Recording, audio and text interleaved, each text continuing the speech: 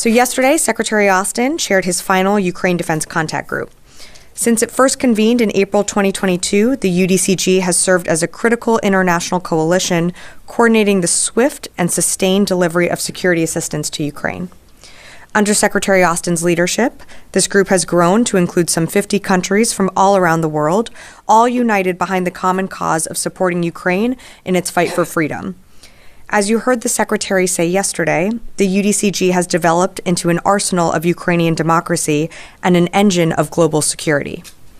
That's why you saw Secretary Austin announce a new $500 million presidential drawdown package in support of Ukraine, and why together UDCG members have committed more than $126 billion in security assistance for this fight. And under Secretary Austin's leadership, this remarkable level of teamwork has paid off.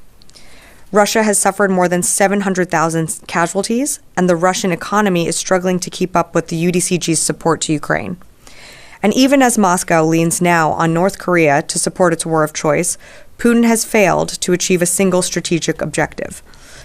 Secretary Austin reiterated that our international coalition to support Ukraine must not flinch. Even as the Secretary's tenure is coming to an end, today 14 countries and Ukraine lead the UDCG's 8 capability coalitions, which focus on bolstering the capabilities of Ukraine's future force. Yesterday, UDCG members endorsed each of the capability coalition's roadmaps, which lay out a sustainable approach to helping meet both Ukraine's long-term and near-term capability needs.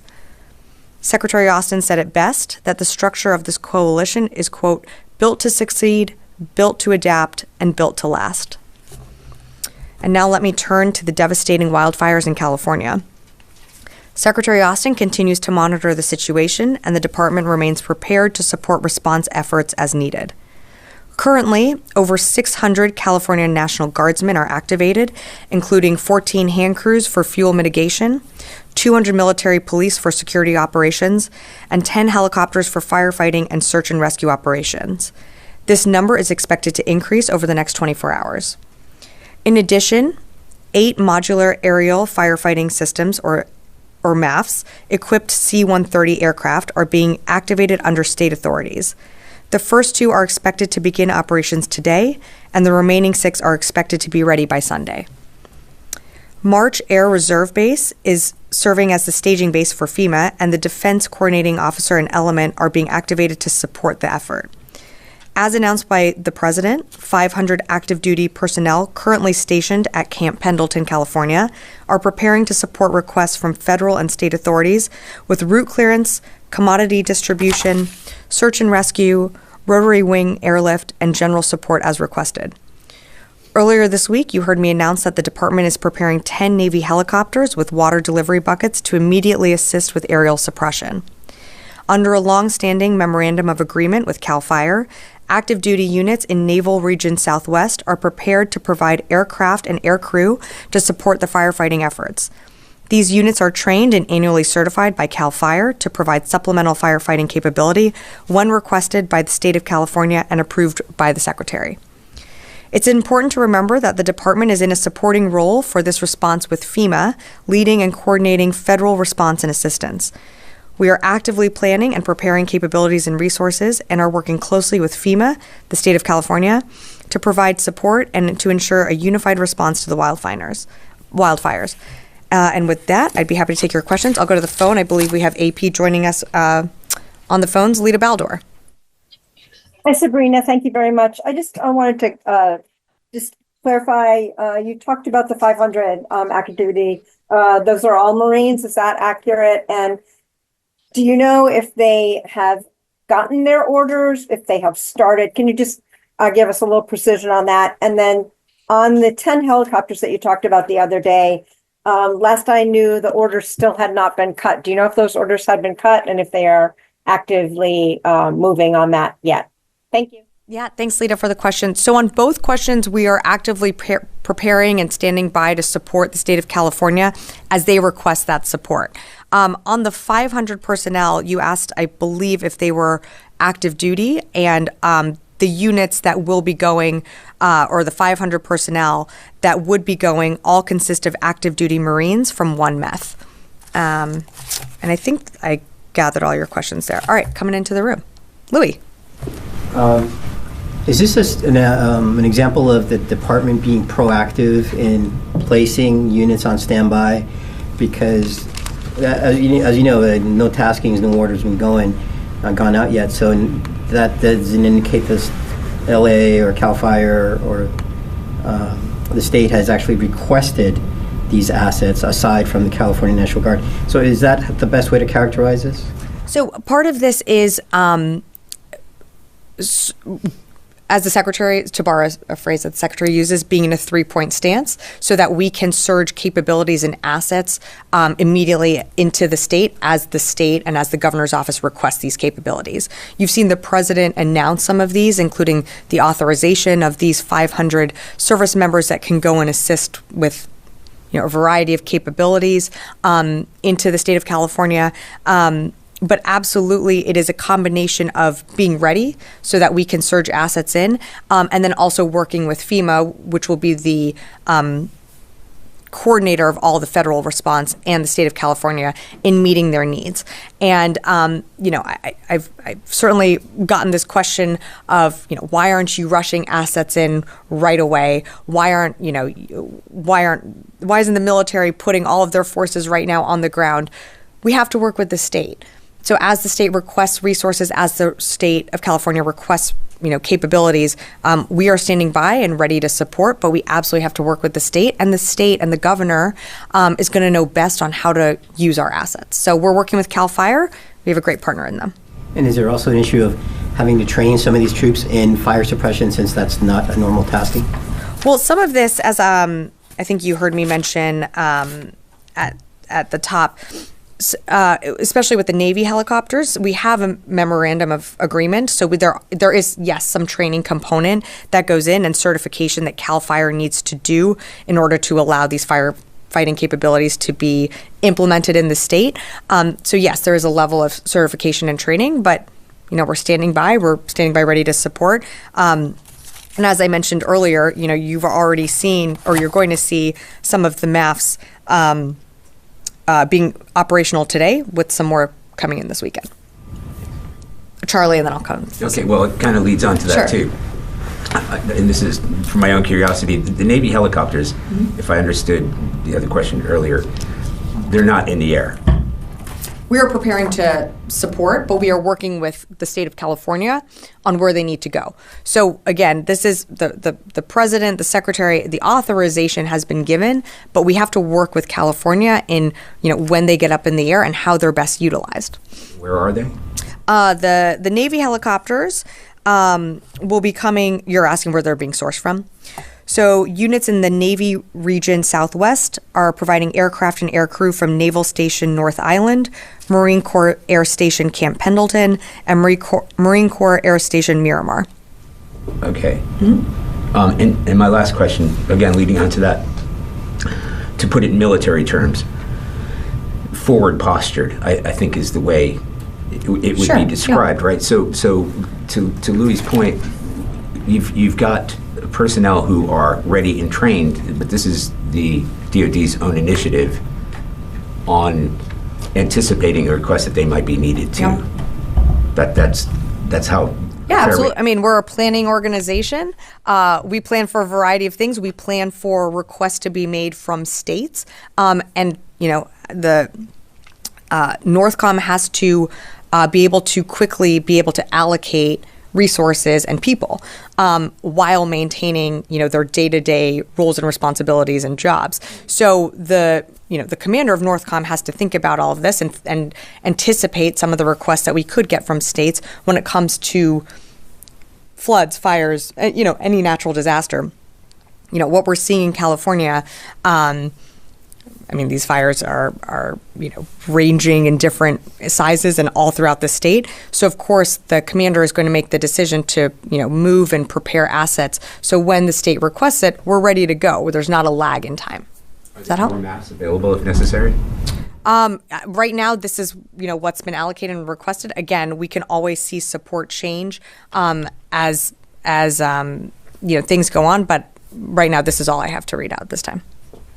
Warren. I just wanted to be clear on this. What so far has California requested? You've said they've requested the MAFFs.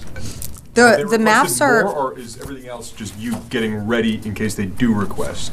So I'm not going to, as you can appreciate, I'm not going to speak for California and all of their requests. We're not the only agency that they are making these requests to. I think it's also important to note that with any natural disaster like what we saw in North Carolina later last year, is FEMA is going to be central in coordinating federal assistance. And I think what's important here is also everything remains so fluid. So California, with all these different fires, has to assess how they are allocating their own resources from CAL FIRE, and then also knitting together what DoD assets can be provided. And not to use like a sports analogy here, but you don't want to rush all your players onto the football field without having a strategy. And that's what we don't want to see happen here. You don't want to see a clog. You don't want to see resources being diverted to one fire when actually they need to go somewhere else. So that's why we're working with the state, with FEMA, and getting some of the MAFFs ready that will be operational today. Some will be going in over the weekend. And then, of course, we have our personnel, additional helicopters standing by to support. Are there outstanding requests from California? I think anything that California is going to request, as the president has said, we're going to rise and meet those requests and work with the state with what they need. But I think what's important to remember is we are knitting in to FEMA, who is leading the federal response. So I'm not aware that anything that has been requested from the state of California to the department hasn't been met. But again, we're working with FEMA and California to meet their needs. Very quick Ukraine question. Excuse me, I'm sorry. I just have The $500 million, how much unused presidential drawdown authority will be transferred or transitioned to the next administration? So it'll be just under, my tablet stopped working, but it'll be just under, no, it's okay, don't worry. It'll be just under $4 billion that will be left in authority to, that the next administration will get the opportunity to use for Ukraine. Yes, Constantine. Thanks. So going back to the response for a second, so on Wednesday you said, and I'm looking at my log of the briefing, the department is sending 10 Navy helicopters with water delivery buckets to immediately assist. Mm-hmm. And that's what we reported. And, members of Congress, Representative Scott Peters, yesterday thanked the Navy for sending the helicopters. And now you're telling us the helicopters have yet to actually show up. So, acknowledging, as you say, sort of the intricacies of federal versus state authorities, nonetheless, where did this breakdown occur in terms of the messaging of we're sending the helicopters to the helicopters are coming? Fair parsing of words, and appreciate my words being read back to me. Look, we are going to do everything we need to support California in whatever requests that they make. And the president has directed this department to surge capabilities to California. These helicopters are standing by. They're preparing and ready to go for when California is ready to receive them. So by sending, fair criticism, could I have said, is preparing to send? I'll take that. Again, they're standing by to assist with aerial suppression. They are getting certified also by CAL FIRE, and we have this longstanding memorandum of agreement. So what I can tell you is, there's so many different fires raging. Sorry, I have this tickle that I cannot get rid of. So many different fires raging in California. We have to work in coordination with the state and FEMA when it comes to how we address each single fire. And not just the fires, it's the road clearing, it's the management, it's how people get back into their homes. All of this knits together very carefully in an intricate way that is going to take a little time. It's going to take some coordinating. And again, when when someone else asked this, you just don't want to surge a bunch of capability and resources into a region without a full plan. So that's what we're doing, and we're working very closely with the state to make sure that we're getting their needs met. Okay. Sabrina. Can I think Constantine had one more. So just to, if I'm understanding what you're saying, extrapolating from what you're telling me is that there hasn't been any issue in NorthCom cutting orders. There hasn't been any delays. You guys are being methodical in this approach, and we'll attribute sort of Wednesday to a imprecise use of language. Yeah. That's it. Hey, Sabrina. Yeah, Liz. Hey, just real quick, a follow-up Sure. on that. So you just said DoD doesn't want to surge resources without a plan. Can you explain then Without why- a plan with California, Yeah, like of in working with California. Yeah. So why did U.S. Northern Command send the 8 C-130s to California when California hasn't used its own 2 C-130s it already has? So the MAFFs are coming from, I mean, I think those were requested, Liz, but let me just do one quick check here. I just want to make sure that I get this right. The MAFFs, I believe, were requested, and they're being activated under state authorities. So, this was something that was urgently needed right away. They are, some of them are being put to use as early as today, some more for the weekend. What I said was about surging capabilities. We are gonna work with California with whatever they need when it comes to addressing these fires happening on the ground. But we have to do it in a way that is methodical and in a way that fits in with Cal Fire's efforts, doesn't overlap or take away from any, efforts that are ongoing on the ground. And at the end of the day, we are at the direction of the state and of the governor. So FEMA is leading the federal response, and we are fitting into that federal response. Sorry, just to clarify, you said MAFFs. Do you mean, is that like interchangeable with C-130? That's the 8 MAFF C-130s. That's right. Okay. Yep. The MAFF-equipped C-130 aircraft. Okay, got it. Thank Yeah. you. Charlie had one, and then I'll come over here. Yep. And then I'm going to go to the phones. I just need to drill down because Americans, especially people in California, were saying, well, what is taking so long? So they're not pointing the finger of blame at why has it taken so long, but they're still fighting these fires. You have grounded aircraft that are capable of doing it. The air situation has been more benevolent in recent days than it has, so that the wind has died down. Is this a question that we put to the governor of California or to the DOD? Well, Charlie, first, for the people of California, I mean, I'm from LA. I'm from the area where these fires are hitting. I mean, my parents' home is like absolutely like they have a car packed and ready to go. They're seeing the smoke. They're seeing the ash fall.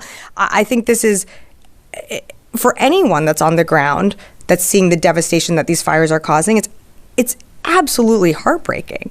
So I think first and foremost, we understand what the people of Los Angelinos, Californians are experiencing right now.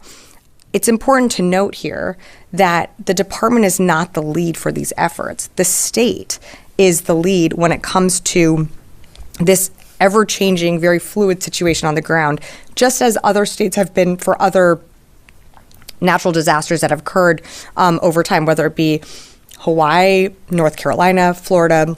The states are always in the lead. DOD is in a supporting role, and I think it's just really important to remember that we are supporting the state's efforts and FEMA's efforts, and FEMA is coordinating the federal assistance and response like any type of emergency like this. So we're going to continue to work with the lead agencies, with the state of California, to plan and anticipate needs. That's what you're seeing the commander of Northern Command do. That's what you're seeing the secretary do here as well. And, of course, the president has directed this department to be agile and to support California with what it needs during this time. Does that help? Okay, great. It doesn't answer why those aircraft are still on the ground when they should be in the air. Again, we're getting aircraft. There are 2 going up today. Hold on. There are 2 going up today. There's 6 more going up this weekend. We are standing by to support as needed with California, like as California requests, but we absolutely cannot just surge assets into an area without a plan. We can get as many aircraft if we want up in the air if needed, but if we don't have a plan to attack a fire, then that aircraft's not going to do much good. So we have to work with the state, we have to work with the governor, and most importantly, we're the supporting role here. So we're working with FEMA in what they're in the plans that they're putting together. I'm going to go to the phones, and I'll come back in the room here. Heather, USNI. Great. 2 questions. One on this response. What requests exactly has the DoD received from FEMA or from California in terms of sending helicopters or military service members? And then a question on the Houthis. The Houthis are claiming that they attacked Truman again today, and also that that Central Command struck Houthi sites ahead of the January 8th strikes that CENTCOM announced? Any confirmation of either one of those? Yeah.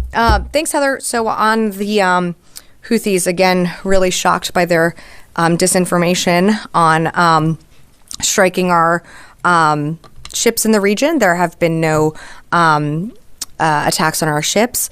In terms of your question on strikes, the most recent strikes that Central Command conducted were on January 8th that I read out here at the podium. We, of course, have conducted dynamic strikes, I think, over the maybe last few days as, Houthis have launched or we see them prepare to launch missiles or UAVs at our ships or commercial vessels. We take those actions, those dynamic strikes. I think there were some as recently as yesterday. In terms of your other question, look, I'm not going to read out everything that California and FEMA has requested. I can tell you what the department is doing, which is, again, providing some of those MAFFs that you will see, going into California today and over the weekend. And then we are also preparing, additional forces to assist California with what they need. You heard the president speak to that's our 500 personnel, additional Navy helicopters that are going to knit into California's response to these fires. With that, I will go to two more on the phone here. Meredith, Jane's Defense. Hi, I have a question about the PDA package announced yesterday. Air-to-ground munitions were listed on the package, and I was hoping if you could confirm if they have been provided in a previous package, and if not, then why now? And could you further confirm if those are the JASSM missiles? Thanks, Meredith, for the question. In terms of what we provided, candidly, I don't have our release of everything that was listed in the PDA that was announced yesterday. No new capabilities were in there. We've provided some of these capabilities in the past. I direct you to the defense.gov website, which lists out everything that we provided in that package yesterday. And Raheem, Kurdistan TV. Don't think we have you. Yes. Goyle. Two quick questions. One is, as far as national security is concerned, how much you think TikTok is dangerous for this building, like part of Chinese Communist Party, and also so many activities by the Chinese were also going on around the U.S. Military facilities and all that. Yeah, appreciate the question, but that is obviously being litigated in the courts right now, so I'm not going to have anything to add on that one. And second, India's foreign minister was here in Washington last week for almost a week. If he had any chance to meet and discuss anything, U.S.-India military-to-military relations here at the Pentagon. I don't have any meetings to read out at this time. We always read those out, but nothing to read out here. Thank you. Yes. Thank you, Sabrina. The Syrian Democratic Forces are suggesting if the U.S. and French troops are deployed to the northern Syrian border, they can diffuse the conflicts between the SDF and Turkish-backed forces. Is there any kind of talks going on, and how do you look at it? I'm not aware of any joint patrols, if that's what you're alluding to, with U.S., French, and SDF forces. No, I'm not aware of anything like that. Again, our presence in Syria remains in that eastern part of the country. We partner with the SDF. Obviously, our longstanding mission to defeat ISIS in Syria remains, but I don't think there's any truth to those reports. Okay, great. One more, and then I have one more. I have one more thing to add at the end of this. Okay, yeah, it's just we all had questions about Syria because the troop numbers, as we know, well, at least acknowledging that there are more troops there, 2,000 troops. But there have also been some rumors, not only of movement and setting up semi-permanent structures, but they may be planning to pull out if necessary. Who's they? The U.S. troops that are there now, okay, if ordered to by this new administration. Oh. So has there been any change in either the posture, the number, or the status of the troops there? So let me adjust your question on the structures being set up. I think I talked about this on Wednesday, but if I can be more clear here, I will. the U.S. is not setting up any type of basing or permanent structures in the Kobani region, which I think is what you're referencing. In terms of U.S. presence and force posture, no changes. The incoming administration can't speak for any decisions that they will make, but in terms of this administration, this secretary, no changes to force posture in Syria or Iraq, and the mission that they're there for still remains when it comes to ensuring the enduring defeat of ISIS. Okay, so just very quickly, it's Friday. It's also my last briefing. So I just wanted to just take a few minutes to express my deep gratitude for those who have supported me on this journey. First and foremost, I deeply want to thank Secretary Austin for entrusting me with the incredible honor of standing up here, briefing all of you, representing the department. It's truly been a privilege to be up here every single time that I've been able to do it, representing our men and women in uniform and our dedicated civilian workforce. To my joint staff colleagues, thank you again so much for your unwavering support, your patience with all my questions, sharing your knowledge. You've made me better every single day because of that. To my OSDPA family, because we are a family, and so I thank you for that. To my DPO teammates, you're truly the heartbeat of this press team. Your patience, support, your friendship have really meant the world to me. You've challenged me, you've pushed me, you've given me confidence to stand up at this podium and to represent you all. I just do have to shout out and give a special thank you to our ATSD, Chris Marr, Carly Weibel, General Ryder, Colonel Devine, and Chris Garver for all your help, support, prepping me for all these briefings. It's been invaluable, and I truly don't have the words to express my gratitude, so thank you. To my lovely press colleagues in the room, you're indispensable to democracy. We've had our debates, our disagreements, our commiserations, our conversations.